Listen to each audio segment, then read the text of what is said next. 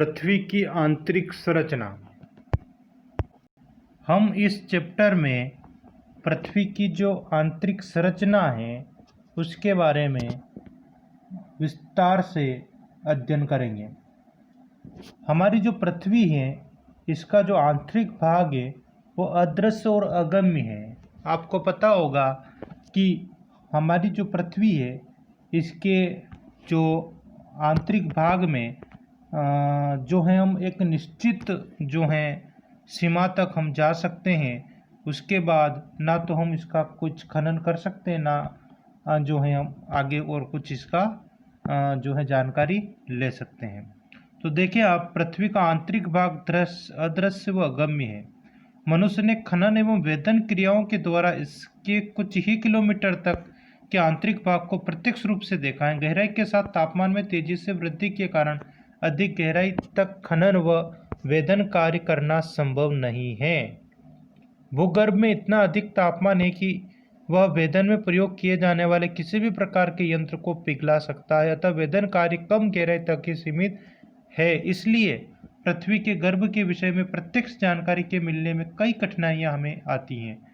ज्वालामुखी उद्गार से निकले लावा एवं गैस आंतरिक संरचना के बारे में प्रत्यक्ष जानकारी हमें जो है बताते या स्रोत है, परंतु यह निश्चय कर पाना कठिन होता है कि यह मैग्मा कितनी गहराई से निकला है। भूकंप विज्ञान से भूगर्भ की संरचना के विषय में अधिक वैज्ञानिक व प्रामाणिक जानकारी प्राप्त होती है। पृथ्वी की आंतरिक संरचना के विषय में जानकारी देने वाले साधनों को हम अलग अलग भागों के अंतर्गत रखेंगे। देखिए आप, यहाँ पे जो हम बात कर रहे हैं पृथ्वी की आंतरिक संरचना की हम चर्चा कर रहे हैं। तो हमारी जो पृथ्वी है उसकी आंतरिक संरचना की हम बात करें तो आंतरिक भाग वो क्या अदृश्य और अगम्य है, वहाँ देख नहीं सकते, वहाँ पर हम जा नहीं सकते हैं। लेकिन जैसे हमारे पास कुछ साधन है तो उसके द्वारा एक निश्चित सीमा तक हम क्या कर सकते हैं, पृथ्वी की धरातल का हम क्या कर सकते हैं, खनन कर सकते हैं। और जैसे जैसे हम गहराई की ओर जाते हैं तो टेम्परेचर बढ़ता है। तो यहाँ पर हम बात करें तो अगर हम ज़्यादा गहराई तक अगर हम जाते हैं तो कोई भी जो चीज़ हमारे पास जो उपकरण है या कोई भी साधन है वो अपने आप में ठोस अवस्था में नहीं रहेगा। अधिक टेम्परेचर के कारण क्या हो जाएगा, वो तरल अवस्था में या वो पिघल जाएगा। तो ऐसी स्थिति में प्रत्यक्ष जानकारी के साधन हमें प्राप्त नहीं होते हैं कि हमारी आंतरिक संरचना, पृथ्वी की आंतरिक संरचना कैसी है।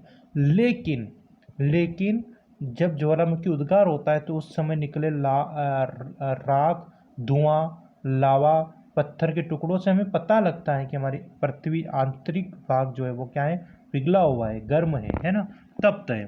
तो वो प्रत्यक्ष स्रोत हमारे पास आ जाता है ना। इसके अलावा जो भूकंप विज्ञान के साक्ष्य वगैरह है ना, तो ऐसे बहुत सारे जो स्रोत है। तो यहाँ पर हम बात कर रहे हैं भूगर्भ की संरचना की जानकारी के साधन या स्रोत कौन कौन से हैं। ये यहाँ पर आप देख सकते हैं भूगर्भ की संरचना की जानकारी के साधन कौन कौन से। तो एक तो अप्राकृतिक साधन मतलब कि अप्रत्यक्ष, और एक प्राकृतिक साधन यानी कि प्रत्यक्ष। तो अप्राकृतिक साधनों में जैसे तापमान, दबाव और घनत्व आ जाता है। एक आपकी उल्कापात आ जाता है। और प्राकृतिक साधन यानी प्रत्यक्ष स्रोतों के अंतर्गत हम बात करें तो ज्वालामुखी उद्गार और भूकंप विज्ञान के साक्ष्य जो हैं वो हमारे सामने आते हैं। तो भूगर्भ की संरचना की जानकारी के साधनों के अंतर्गत हम सबसे पहले बात करते हैं अप्राकृतिक साधनों की। तो इसके अंतर्गत हम बात करते हैं तापमान की, टेम्परेचर की।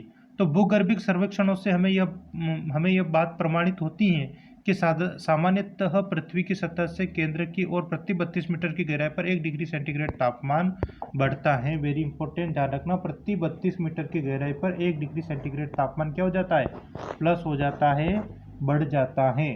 तापमान की इस वृद्धि दर के अनुसार भूगर्भ में सभी पदार्थ पिघली हुई अवस्था में होने चाहिए, परंतु ऐसा नहीं होता है, ध्यान रखना। अधिक गहराई के साथ बढ़ते दबाव के कारण चट्टानों के पिघलने का तापमान बिंदु उतना ही ऊंचा होता जाता है एवं धरातल के नीचे तापमान के बढ़ने की दर पृथ्वी के केंद्र की ओर घटती जाती है। इस गणना के अनुसार पृथ्वी केंद्र का तापमान लगभग 2000 डिग्री सेंटीग्रेड से अधिक होता है। तो पृथ्वी के केंद्र का इतना टेम्परेचर होने के कारण जो चट्टानें हैं वो आपको जो है वो ठोस अवस्था में नहीं मिलेगी। दूसरा आप देखें दबाव।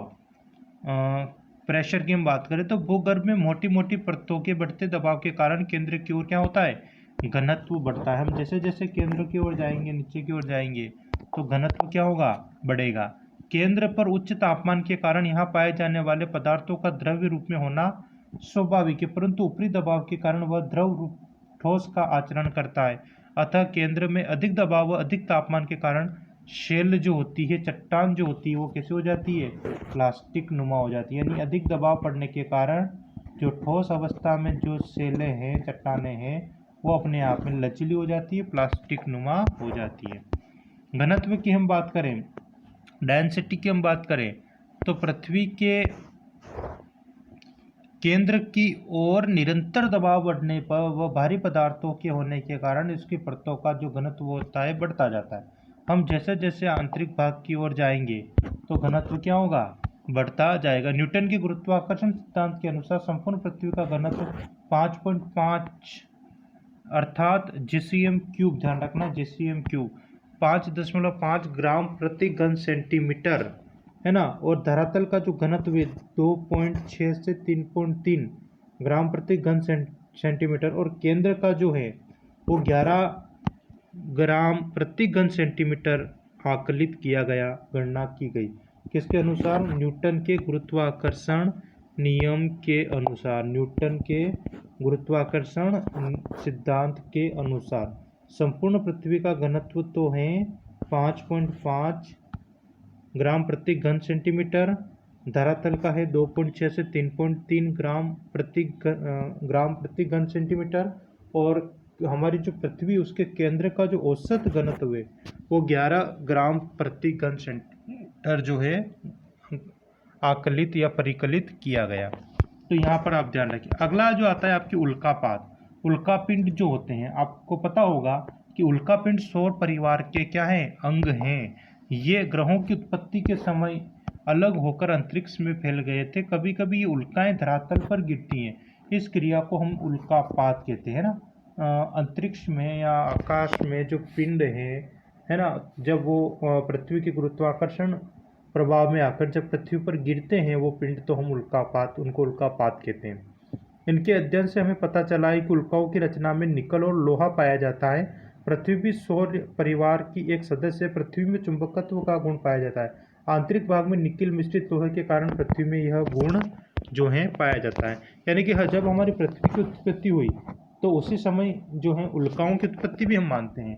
तो जब ये हमारी पृथ्वी पर आते हैं या गिरते हैं, उल्कापात जब होता है, तो उनका जो है अध्ययन करके हम पृथ्वी की आंतरिक संरचना के बारे में अनुमान लगाते हैं। अगला आता है आपकी प्राकृतिक साधन, जिसके अंतर्गत हम ज्वालामुखी और भूकंप विज्ञान की बात करेंगे। आगे हम अगली क्लास के अंतर्गत पढ़ेंगे। Thank you.